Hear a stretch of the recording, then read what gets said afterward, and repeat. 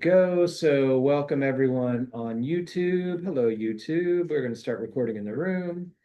And as soon as I get the thumbs up from Megan that we are streaming, we'll go ahead. Yes, excellent. Okay, so, all right, welcome back everyone to the next Water, Wetlands and Watershed Seminar. Today, we are lucky enough to have, it's the mood lucky. I love it, yeah. We have Mark Masters from the Georgia Water Planning and Policy Center at Albany State University. So just about three hours and change north here. So of course, who here has been to Albany, Georgia? Yeah, me. What? You? Rob. Yeah, you had we went to the brewery, remember? Yeah. Okay. So Mark Masters is the executive director of the Georgia Water Planning and Policy Center. So Mark is a nationally recognized leader in agricultural water use and policy.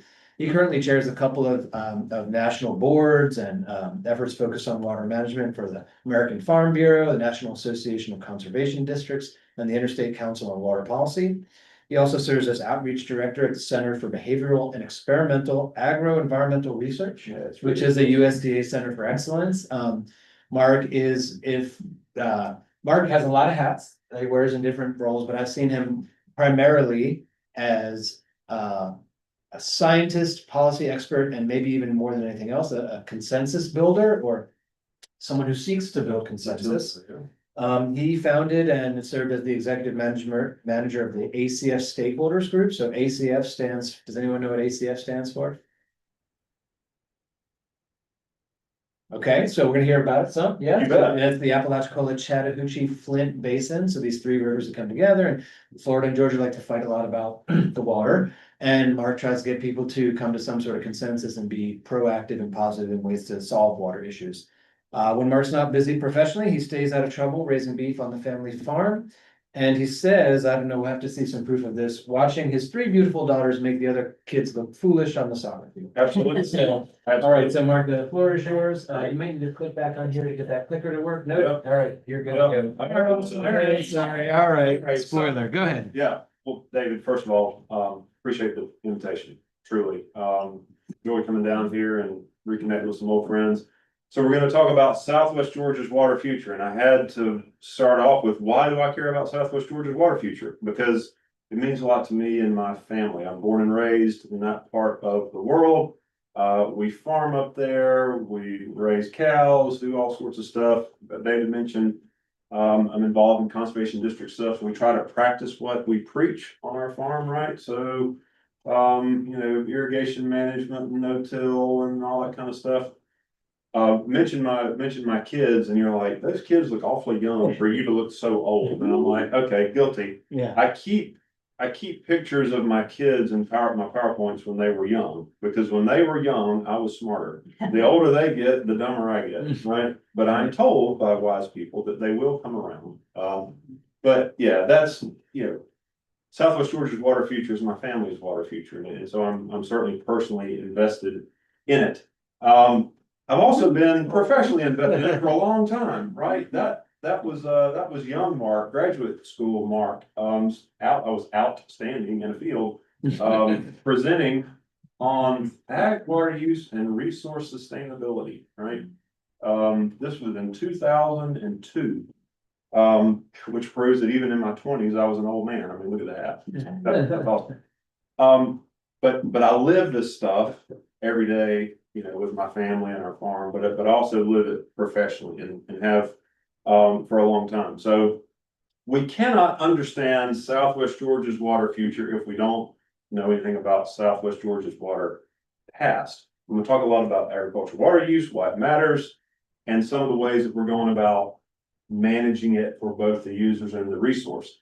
We got to start here. Well, that's a hole in the ground, a little pipe coming out of it. That hole was put there by a guy named John Porter Fort, and he was hanging around in Southwest Georgia in late 1800s, 1880s, to be exact.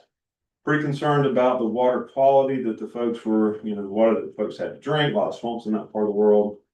He was convinced that water was making them sick. Turns out it was the bugs that were living in the water that were making people sick, malaria and all that. But he was a bit of an armchair geologist, and he thought, I know a little bit about this part of the world. I'm convinced that there is this sort of vast underground river, as he called it, that, you know, if he could tap that, it would provide a better water resource for the people who lived in that part of the world. And ultimately, you know, irrigation. And he was right. He worked on that well for many months. And he ended up developing the very first artesian well in Southwest Georgia, groundwater well really of any kind. And ultimately, that's why Albany became known as the Artesian City. And so he tapped that vast underground resource. And in his memoir, which is pretty short, but it's a fascinating read. The guy was very much a Renaissance man. I mean, he had his own variety of apples, and he did all this kind of stuff. But one of the quotes I thought was really interesting, you know, he became more and more convinced of the underground waterways, as he called it. I can see us being more healthful and prosperous by using water for irrigation, and we're growing all these different crops. And you know, if we can add water to the bounties and, you know, of and wisdom and industry of man, you know, something pretty spectacular might happen. Well, he was not wrong. He was just 100 years too early. That little well, he ended up irrigating like 30 acres of corn 1 year with that little bitty well. You know, pump water into this big catchment, and then he would irrigate, you know, flood irrigate. He was not wrong. And so our story about Southwest Georgia and water issues is really an ag water management story. This is our growth of irrigated acreage in the state of Georgia, starting in the late 1970s is when it really took off, right? The colors represent the different crops and they ebb and flow, but it's mostly peanuts, corn, cotton, pecans. Those are kind of the big four things that we apply water to. And we'll talk about why we do that in just a minute. But he wasn't wrong. I mean, irrigation and the ability of farmers to put supplemental water on their crops when it needs it most accounts for many billions of dollars of farm gate and economic output, especially in Southwest Georgia, but to the state as a whole. So ag and ag production is still the #1 industry in Georgia, and it makes a big difference. So John Porter Fort, you know, in the 1880s was exactly right. It just took us a little while to catch up to him. So why do we do that? And why do we do that in Georgia? So when David mentioned some of the other organizations I'm involved in, it takes me around the country to talk about water issues. And every time I go west of the Mississippi River, and they're like, well, what do you do? I'm like, well, I work on ag, water stuff, and irrigation in Georgia. And they look at me kind of funny. It's like, why do you irrigate in Georgia? Don't y'all get 50 inches of rain every year? It's like, well, sometimes. And I heard that when I was standing around this guy. This is the owner right here. I was standing around in Eastern Washington State. All right, so dry side. All right.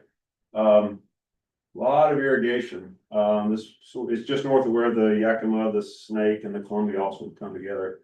Dry as a bone. Irrigate a lot of potatoes. This guy's well 2,600 feet deep. So he's pumping water half a mile vertically to irrigate potatoes. And he's looking at me somewhat incredulous, like, you don't have irrigation problems. And I'm like, well, so he's like, y'all get 50 inches of rain. It's like, yeah, we do. We get 50 inches of rain a year in Georgia. All right. So this weather station's been around 100 years. The orange line is our annual rainfall that we've observed at that. And it's not quite 50, it's a little below 50. But you know, does anything strike you as odd about that? All right. Yeah, that's the average, but it's never the average. It's either 70 or 30, right? And so this is the growing season, that kind of March to September timeframe, and the same thing, right? Same thing.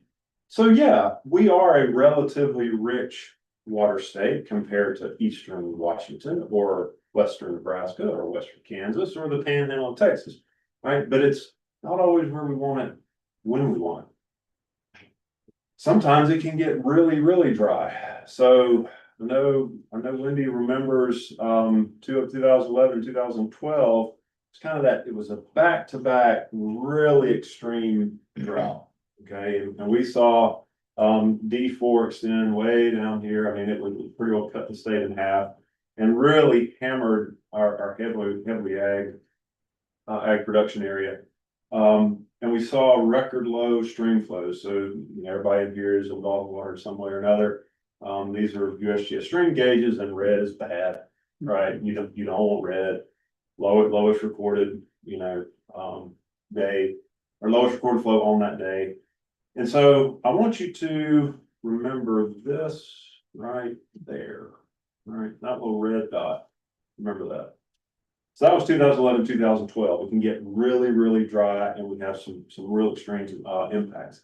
I would also like to submit to you the drought of 2024.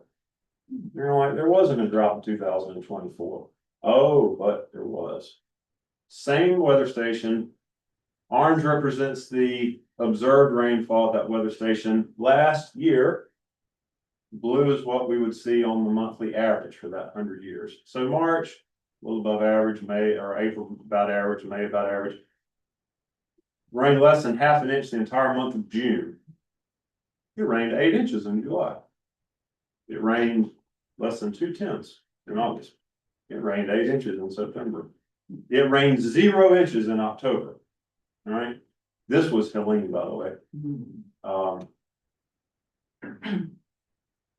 This sucks if you're a plant.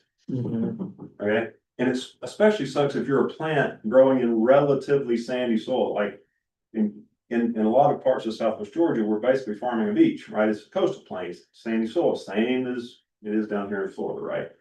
The old saying from the old timers in Georgia is you're always 3 days away from a drought, right? And so if you have these 30-day windows, right, with no rainfall, it can have a drastic impact on your crop production, and your plant health and yield and dollars, right? So we can have these little drought events that make it really really impactful.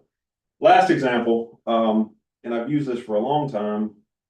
So you saw in the first slide, some pictures of my farm, and if there was a picture kind of right in the middle that had some pine trees with some grass growing under it. Like, I love to see cows grazing under pine trees. I'm a big silvopasture guy. I love multi stuff. That was the second year that I planted that grass. It was just coming up. This was my example is from the year previous. We thinned some pine trees, going there. We turned 200 something goats in there, cleaned all the stuff up, getting pasture ready to go. You can't irrigate pine trees, right? There's trees in the way. You can't run an irrigation system, can't water it. So I'm needing a rain. So we've spent a lot of money. We put a lot of seed out there. My farm is just south of Dawson, Georgia. So that's Dawson right there. We had planted the end of May, hadn't got any rain. These are screenshots from my phone on my radar app. All right, so this is June 29th, about 1 o'clock. I'm like, okay, fine. We can get some rain, get the stuff going. It didn't rain. Right, rain north, south, or excuse me, north, east, and west did not rain. Fast forward to July the 8th, I'm watching the radar. It's like, oh, this is gonna be good. I mean, thunderstorm warnings, right, for down here. Yeah, it didn't rain south of us. And that right there is why I work at the Water Policy Center too. Rained all the way around. So from late May through late July, I was effectively in a 60-day drought. And it's why the irrigation on the farms and on neighboring farms makes a big, big difference, right? So all that was just preliminary. So we irrigate from two sources, groundwater and surface water. And groundwater is a big, big deal for us. Floridan Aquifer, right? Everybody knows about the Floridan Aquifer. It's a big resource for us. It starts here. We're kind of right in the recharge zone. And then of course it works south and east, comes down here to Florida, has a big impact on springs, all the things, right? So Florida is not just big for Florida, it's also big for us. So we use a lot of groundwater to irrigate. We also use a lot of surface water to irrigate, and a whole lot of river basins actually originate in the state of Georgia. A lot of them up here in the Piedmont Mountain area. Right, so the Chattahoochee and Flint, the C and the F of the ACF that David mentioned in the introduction, starts up here at just north of Helen, Georgia, up in the mountains, a little springs, beautiful place if you ever get a chance to hike up there. Interstate water, The Flint actually starts, y'all have flown in and out of Hartsfield Airport, I know, because about the only place you can fly to from Gainesville, right? If you go to Atlanta and somewhere else. The Flint River starts underneath the runways that they actually paved over it to make the runways. That's where Flint starts. And we share that with Florida, and, you know, sometimes share that amicably and sometimes not. But then, you know, the Swanee, I thought, so there's some interstate water. Surface water is a big deal for us. Some people use a great amount of it, right? This is, I think, the biggest withdrawal I know of in the state as far as surface water. You got a lot of pipes coming out of this great big pond. And sometimes it's just really funny. This farmer I love, like he's got his swing, he goes down there, he cuts the pump on, he fishes, I don't know, but it's great. So both groundwater and surface water are really important for our farmers. So on the left, are groundwater permits. On the right are our surface water permits. There's 30-some thousand dots combined, right, on those maps. And if you just glance at the maps, it looks like there's about the same number of dots, right? And there's more groundwater than surface water, but if you just sort of glance at it, it's like, no, it's about the same. But if you look at what we actually use, and these are numbers that I put together, and I've done the ag demand forecasting work for the state for many years. This was our last batch for regional water planning that we published back in 2022 or whatever.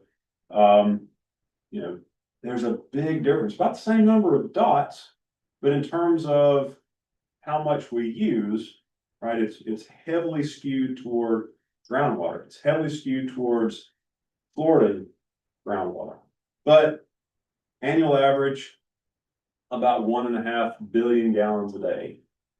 All right, for ag pump. The problem is annual averages in ag don't really tell the whole story, right? Because we don't pump a lot of water in February, but we do pump a lot of water in July. So over the growing season, right, this is about 4 billion gallons a day in July, right, when we're using a lot of water. So we do in fact pump a lot for agriculture, right? The good thing is, and the punchline of all this is we have a lot that we can rely on, and it can be managed sustainably. So, you know, from John Porter Fort to 30-some thousand permits to, you know, 1.5 billion gallons a day. That's kind of the upshot of Georgia's ag story. If we look at it by county, again, blue groundwater, green surface water. Again, you know, more than 70 million gallons a day. Some of these darker blue counties. Anything kind of jump out at you, like where most of the use is? Dawson. Southwest. Yeah, Southwest Georgia, which is why we need to secure the water future for Southwest Georgia, right? That's where lots of dots over here, right? But the use is heavily concentrated. And it's also worth pointing out, there's this kind of stark line, right? A lot of groundwater there, almost no surface water there, right? Groundwater is super reliable. That Floridan is an amazing resource if we manage it, properly. So that's why Southwest Georgia is a big deal. All right. And we're going to talk about Southwest Georgia after this slide. I think it's certainly worth noting, and it's something I point out in every presentation. I mean, Georgia has done a lot of work to better understand its water use across the board, but especially on agriculture. And I mean, that goes back to passing the statewide water plan, doing some work related to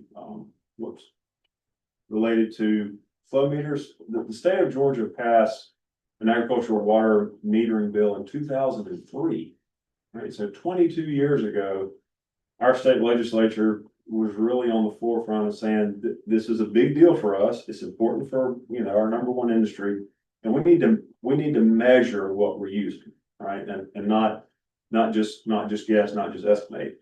The state has spent tens of millions of dollars of, you know, state allocated money to go and meter all of those permitted withdrawals.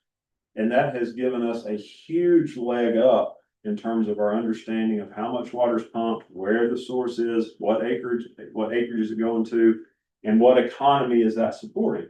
It also, by the way, helps us do a lot better forecasting.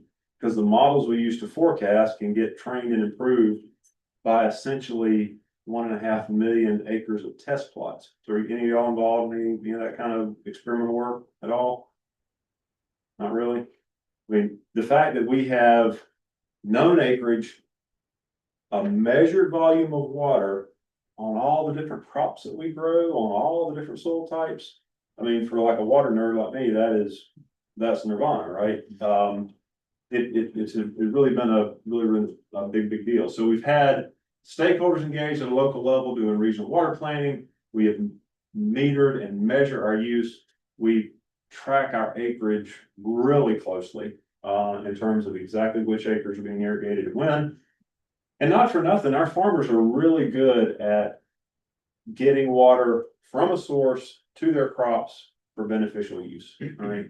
Very little waste. All the irrigation equipment you're going to find in Georgia, the vast majority of it is highly efficient, right? There's not a lot of this waste out there. So our foundation for this ag management, securing South Georgia's water future, is strong, right? So we're going to dive into do a quick case study on the lower Flint River Basin. Again, where you saw all those dark blue counties, right? We're not going to we've already talked about some of this. We've had some permitting moratoriums, we did metering. But I want to start with Flint River Conservation Plan. And we started permitting in the late 80s. It wasn't too terribly long that we started realizing, okay, we do in fact pump a lot of water, and some of the models that we were using at the time indicated that we might see some pretty impactful flows and levels that, you know, would probably cause us some issue. And so we put a moratorium on in 1999, and that started the Sound Science Initiative that went for 7 years. I was a part of that. We came up with this Flint River Basin plan and created these red and yellow zones, which were basically pumping in this area impacts flow more than it does in other areas. The Floridan and the surface waters is tightly connected. And then shortly after that, we ended up putting another permitting suspension in place, meaning the farmers, and we've already stipulated that water is a really big deal for them, could not get additional permits in this area where, you know, water use is so valuable and important. So what that looked like, and the reason we did that, remember that dot I told you to remember? That's what that dot looked like in July of 2012. And no environmental NGO, no farmer, no anybody would argue that that's a healthy aquatic ecosystem. Now, to be fair, that was the second year of a back-to-back drought, right? The worst we've ever seen in recorded history. But when you're looking at those kinds of flows on critical habitat for endangered species and all the stuff with Florida was about to go crazy. So I put another moratorium in place and we stopped permitting again. So these farmers have been on this kind of whipsaw, like you can get a permit, you can't, you can get a permit, you can't, right? And that's what that looked like. So no new surface water permits here in Southwest Georgia, and no new upper Florida permits. And again, that Floridan being so tightly connected to the surface flow is really the reason. And so that has been in place, right? Since 2012, right? That's right about down in here. But that picture that I took in 2012 could be replicated in lots of other places, right? So David mentioned it, about 2013, October 1st, to be exact, Florida sued Georgia, Supreme Court. I'm not here to relitigate any of that. I'm not going to speak on it, except that right at the end. That was in 2013. It concluded in 2021, April 1st, right? There was a lot of stuff going on behind the scenes, and we did in fact approve another round of regional plans, but a lot of stuff stopped. So when the state got sued in the Supreme Court, A lot of things that were about to get underway in 2012 and 2013 did not, because it's like, okay, the best thing you can do when you're in litigation is stop, let that play out, see what happens. And that's kind of what happened. I mean, we continue to meter, we continue to map, we continue to do all this stuff. A lot of people are continuing to think about ways to improve management. But because of the Supreme Court case, things kind of ground to a halt. But after April 1st, 2021, we really got back to work. And the last 15, 20 minutes that I'm going to visit with you guys is about what we're doing to manage this resource, both for the resource and primarily about endangered species and its critical habitat, but also provide certainty to the users, again, which we've already said is really important, right? So I'm going to talk about development of a habitat conservation plan and some improved management capacity, largely through some funding we got from the American Rescue Plan Act, I think is what ARPA stands for, if I remember correctly. The punchline was we were ready when all this happened, and we were able to secure some funding. And I think the story about securing the future is quite good. So, all right. Georgia FIT, Georgia Flow Incentive Trust. Those of us that were kicking around some things to think about in terms of, all right, we know this is critical. We know this is critical habitat. At least for now, the litigation from neighboring states seems to have died down. If the Gulf of Mexico is at Bainbridge, right down here at the Georgia border, what do we need to do inside Georgia, right, to manage? And so pretty quick, we're like, all right, we've talked about this for a long time. We've got some funding in place. We need, in fact, to develop a habitat conservation plan, which is provided for in the Endangered Species Act. And this is an oversimplification, but it's essentially an insurance policy, right? That says if there is some take or harm of an endangered species by, actions of some, that there's no liability if you agree to do a certain suite of management practices, right? And that's kind of what we put in place. And I'm going to delve into that in detail in just a second. We are continuing to increase our monitoring of the groundwater and surface water interactions and use, and especially on the aquatic side. So I don't know if you guys are working specifically as part of your graduate studies on that, but we'll talk about that in a little bit. And then we'll get into some of the management practices that we are in fact implementing, like providing farmers an alternative source. Instead of using surface water, we're giving them wells to pump groundwater during droughts, voluntary irrigation suspension, and all sorts of things. And then ultimately, what has been the true success is we've been able to stop this whipsaw of policy that's here today and gone tomorrow, and give these farmers some certainty. So that's Georgia FIT in a nutshell. It got started with some private investment, actually, from some foundation and from farmers themselves, meaning they own this thing, which is pretty spectacular. And then we were able, like I said, to get some ARPA funding to really jumpstart it. So, habitat conservation plan. What is the summary? Well, we're looking at 6 species of freshwater mussels. Again, all of this orange, any of those streams that are orange, that's critical habitat. Covered area is that entire lower Flint, about 700,000 acres of irrigation in that block. The permit holder and applicant is the state of Georgia. Why does that matter? Well, the fact of the matter is that David could get an HCP for his farm to say, I am going to do this suite of things to make sure that we don't kill a Florida panther or whatever, right? What we're asking for is the state as the permitting entity to hold the permit, which provides protection for all 700,000 acres instead of just individual farmers. Much heavier lift, but a much better result if you can pull it off.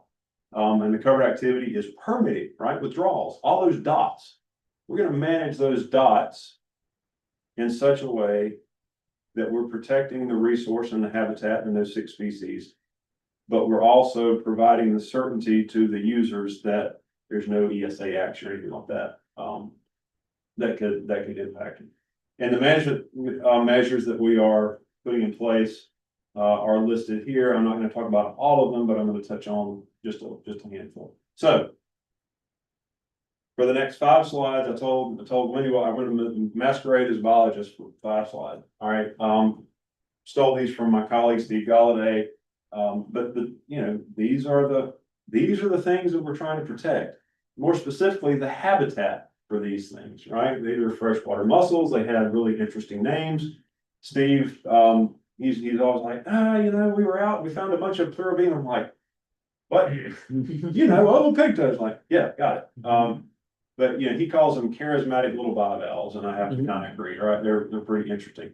They're all, you know, throughout that region, but they're federally listed as either threatened or endangered. So we have a duty by law to protect them. And that's what we're up to. So how do you go out and find mussels, right? They're pretty tough. Well, you cannot microwave that, right? You have to go get in the creek and look for them and feel around and try to find them. You know, this is a mussel. That is not a mussel. That is certainly not a mussel. I would not be anywhere near that place if that critter was on the bank. Steve, he always says, you know, this is really easy. If you're feeling around on the bottom of the creek and it wiggles, let it go. I'm like, got it. But I don't do that, right? We have people that are far braver than I am that go out and do this. But 534 miles of critical habitat in our area, right? So it's tough to survey them all. We've been really fortunate in the last 2 months. We've developed a partnership with the Georgia Aquarium in Atlanta. They're bringing their dive team down, and we're able to survey places we were not able to survey before, which has been truly amazing. So that's how we go out and look for mussels and figure out where they are and how many of them there are. We're also doing, and again, all building toward development of this HCP, we have to know where they are, and we have to know as much about their habitat as we possibly can. And we have to know how flow and impact to flow impacts their habitat. And so I think it's on the next slide, we're doing some super detailed work at 9 representative reaches across that entire lower Flint region, where we're doing all these bathymetric surveys. They're going out, and all these smart people are doing really smart things, and they get thousands of data points, and they figure out the depth and velocity, and they're able to then turn that into this model of the stream, right? And the habitat associated with it at different flows. Okay. So we're able to then generate some really interesting graphs and, importantly, habitat impact levels. And this is, as much as we've advanced on understanding ag use and acreage and all that kind of stuff, this has been the quantum leap for Southwest Georgia, is understanding how much habitat is there at certain flows and when we start to see impacts. So the way to read this is flow, you know, the higher the flow, your inundated area, which is greater than a foot, that's kind of been the accepted. We've had everybody that knows anything about a mussel in the country come to Southwest Georgia and help us put all this together. You want to try to keep inundated area over a foot. That's kind of been our benchmark. And you see that, you know, as flow decreases and we work left across the graph, you reach this point where it's sort of, right? It just falls off a cliff. So we've developed these habitat impact levels, and then for this case, HOA at Milford, about 100 CFS, right? Where it just completely falls off. So we've been able to do that at all of these locations. You know, we get these super cool, right? Estimates and knowledge of when flows recede, and we had a fantastic opportunity in the summer of 2004. This is at that dot that I showed you, that same red dot. We can see as the flow goes down, and in this case, it's the gauge height instead of CFS, but they're obviously linked. Right, as the gauge goes down from 3 feet down to a foot, you see this impact to habitat. So dark blue, greater than a foot, that's our threshold, right? Light blue, less than a foot, and then you get these disconnected pools. So we're able to do that kind of that kind of analysis and inventory at all these places across the basin, which, as I said, was like, that was the thing that really put us over the top, and the big learning event that came out of this HCP work. Could I ask a question? Yeah. I am not a biologist, Me either. so this is an embarrassing question, but can they move? Yes, they can. Mhm. The mussels can move. Some can move faster than others. There are some mussels that Steve famously said, you can go take them out of the creek and put them on the desk and come back in 6 months, stick them back in the water, and they're fine. Right? And there are others that can move down the banks quicker. The bank climber, I think, is one of the, right, one of the names. Yes, they can, and they will, right? And it's why, for example, the Corps of Engineers has ramping rates at like Jim Woodruff Dam. They can't just stop all the water, right? Because the mussels are up on the banks, and if you just stop the water, then they're stranded. Like, you have to ramp it down. But yeah, they can, I mean, within reason. And we don't have time to go into it today, but Steve has, like, they have some fascinating underwater video of what they've been able to find and how the mussels are actually behaving. It's super cool. But to develop HCP, again, remember, we want coverage over this whole area, not just a couple of places. So we took those 9 representative reaches, and this is the one that was the one that I just used it as an example. We've got these 9 representative reaches. We've done all this crazy detailed work. But these other top 12s, these are little small watersheds. The ones that are in the darker color are where the representative reaches are. But these other colors are Huck 12s and parts of the stream that are very similar.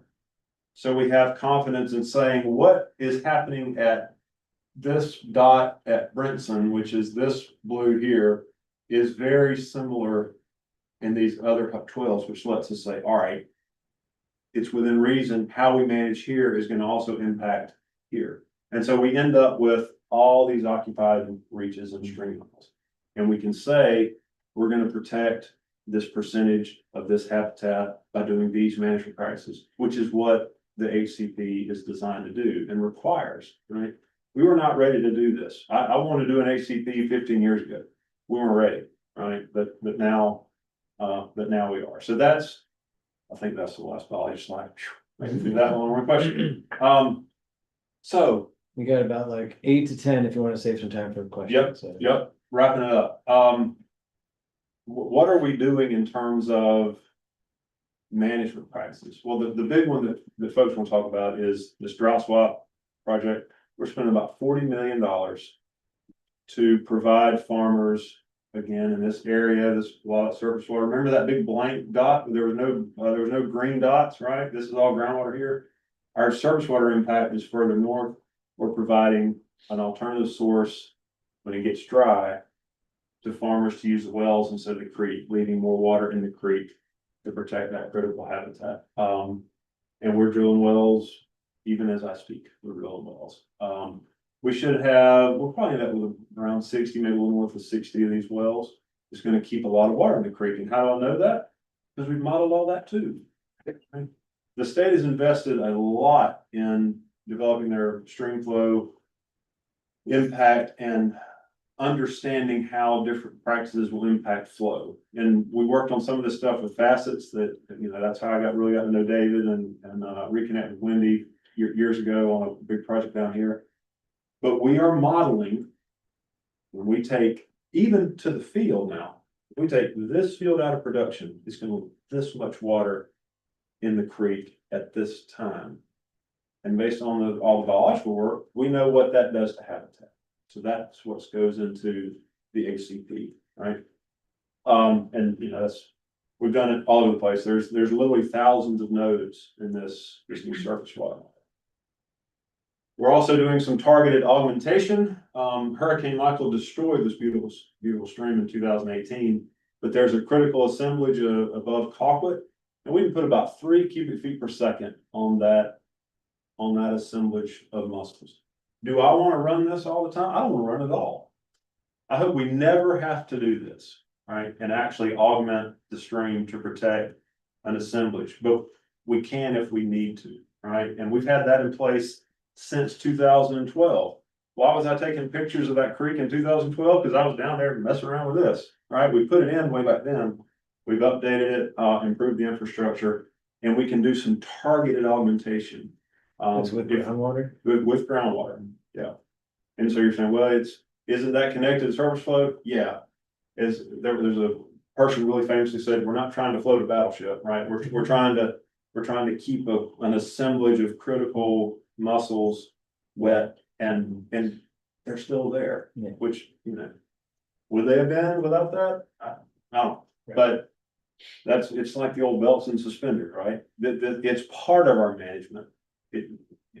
I'm hopeful we never have to do it. We might, I don't know, but we have it if we do. So drought swap, augmentation, it's all part of the game. Who can tell me what those dots are? I obviously have it blacked out, so you won't know. What are those dots? Christmas ornament. Yeah, well, they are red and green. So those are dirt road crossings. Where a dirt road crosses a stream in our project area. Guess what mussels don't like? A whole bunch of sand and crap in their stream, right? It's not good for them. As part of this project, and there's over 2,400 dots on this, but we developed all that data too. There's half of Steve Galladay, the mussel guy. There's one that there's no bridge, there's no culvert, there's no nothing. The creek runs through the road, right? That's a pretty bad example. We're spending about $7 million to fix about 60 of these. We've gone in and identified like the worst places. And we're making them look like that, right? To prevent sediment from getting into the stream. We're turning dirt on that right now. So I tagged that on. Most of what we're focused on is in fact quantity, but there's a big quality component of this as well, related to mussel habitat. And again, it's all about providing certainty. And so the last thing that I'll leave you with, it was the last bullet on that Georgia Fit slide. The permitting suspension, as of April 1st is now lifted. And yes, the HCP is still under review. But we have been successful in Southwest Georgia at better understanding the resource, better understanding the impact of habitat, that the state was able to go in, and yes, there's some drought restrictions in place, whatever, but this whole area is not now, it's not off limits anymore, right? And so agriculture now has certainty with respect to their access. That is a huge success story, right? We went from absolutely not to yes, we can, in terms of what we're dealing with and how big an area, a remarkably short period of time, right? And that's my punchline slide. Y'all, this has nothing to do with Steve's mussel modeling. Sorry, Steve, if you're listening. It has nothing to do with all of my meter data or mapping data or the HEC-RAS model or the beam model or any of the rest of it, right? The reason Southwest Georgia's water future is secure is because of these folks, right? The ag community invested tens of thousands of their own dollars to start this HCP process. And yes, it's been bolstered by, tens of millions of federal and state. But, this is our advisory group, a portion of it, river keepers in there, President Georgia Farm Bureau's in there, politicians are in there, other environmental NGOs are in there, a lot of technical resources folks are in there. This is, we're out looking at one of the well sites. This was a draft we sent our first draft to Fish and Wildlife Service, the ACP, in February. It wasn't one of the technical water nerds that marked that up. That was one of the farmers. Don't think this doesn't matter to them, right? We had about half of our advisory committee on using one of the owls on Zoom when we actually voted to send the draft. We got consensus of all those district water use say, yeah, that's the blueprint to secure South Georgia's water future. It's a big deal, right? all of the, we talked about facets a little bit.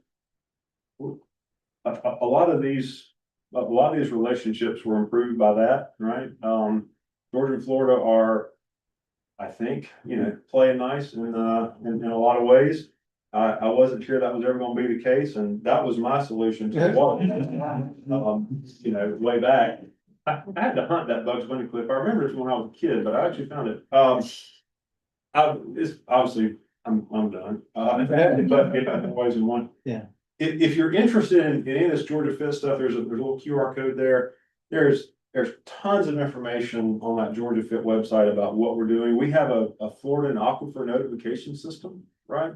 So depending on the levels, you'll get either daily or weekly text messages about the health of the aquifer and whether suspension, if there's any suspensions in place, all that kind of stuff. It's a pretty good success story, I think, in terms of where we were just a decade, maybe a little more than a decade ago to where we are now. And a really testament to the stakeholders. So I think I'm at 11:30. Yeah, we got 5 minutes, so thank you very much, Mike. Why don't you go ahead and click stop share, otherwise we'll be watching bugs the whole time. So, all right, so you know what? We actually have a question from YouTube. This is great. I think people learn that you have to log into YouTube to ask a question. So this is from Sarah on YouTube. So are you concerned about the potential water demand from data centers and new power generation throwing this equation out of balance? Oh, boy. Sarah from YouTube, thanks. I will say that data centers are pretty much all anybody wants to talk about right now. I mean, we're seeing a lot of data center activity in Georgia. Especially upstream in the metro area.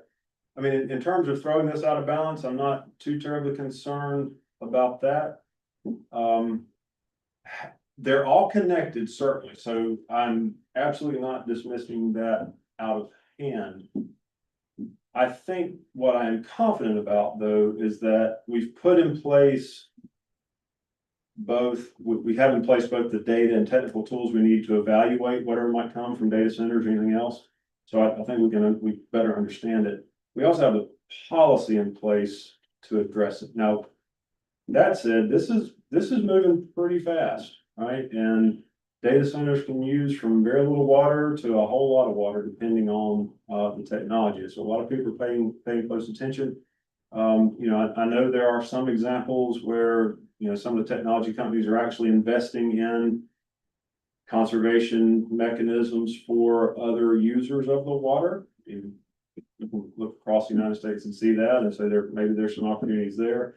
What I do feel confident with, though, is that at least in Southwest Georgia, for the water that is used there, and it's a lot of it, and I mean, even compared to data centers, ag use still dwarfs that.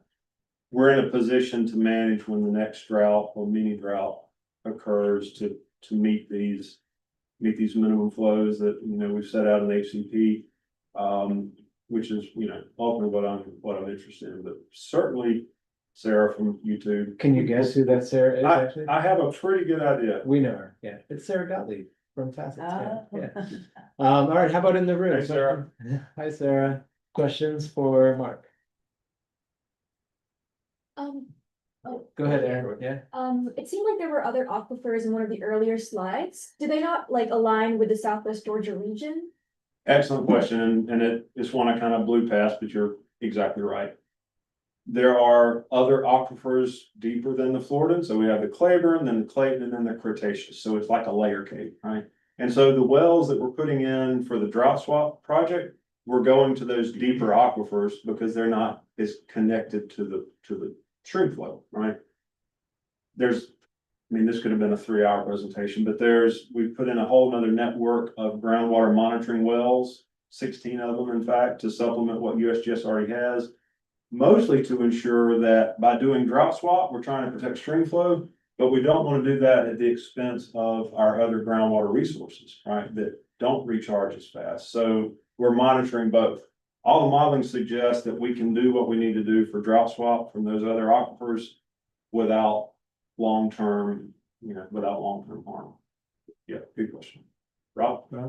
Yeah, I was just like wondering about those mussels. So I kind of like get pictured endangered species there. So the law basically says like, okay, those guys need to be protected no matter what. But on a more like, in a more general sense, like why do people care about the mussels in the river? I'm just gonna have, repeating I'm for gonna have, you, I'm Steve. gonna have Dr. Steve Galladay come down here and present you guys. I mean, yeah, well. The answer that I think is really selling here is, I mean, they are pretty good indicators of overall aquatic health, right? If you've got, you got strong mussel populations, I mean, you have a pretty strong fish population because mussels require fish to reproduce. And, you know, I'm sure there are lots and lots of reasons, but the one that when I am asked that question, pretty good indicators of the health of the ecosystem as a whole. Okay, yeah, I'm not a biologist neither. So Yeah, me either. I just thought maybe there's a bigger reason. Yeah, no, Steve That's it. can give you lots. But I mean, I think for me, an understanding, it always about stakeholders. Maybe some farmer has no more affinity for mussels than the next person, but they have an affinity for a healthy looking creek because that's where they were born and raised. Yeah. Right? They want the same thing. They're just coming out from beautiful places. All right, I think we have time for one more question. This is from Amy Brown, you may know well, Hey, on YouTube. She asked, in addition to source switching, do you still have an incentive program for farmers to curtail pumping during droughts? Thank you, Amy. Yes, we do. So a two-part answer to that question. One, the Flint River Drought Protection Act is still on the books in the state of Georgia. It provides for the state, if they declare a drought by March 1st, to hold a voluntary incentive auction where a farmer can say, hey, I'm willing to take some dollar amount per acre and I will not irrigate, which is kind of a year-to-year thing. So that's one that's still on the books. It is absolutely a management tool that the state has in its toolbox, just like all the rest of them. The second thing, as part of our Georgia Fit project, we're going to be holding an auction in the spring for farmers to do some additional voluntary suspension using the funding that we've already received for some long-term voluntary suspension contracts. So either not irrigate at all or only irrigate up to a certain amount, which because we have meters and all that, we kind of know what we're buying. That's actually how Georgia Fit got its start, was by doing some of these voluntary irrigation suspension contracts and things like that. So yes, that is absolutely one of the management practices outlined in the HCP and that the state has. Cool. All right, we'll have to end it there. Another round of applause for Mark Matthews.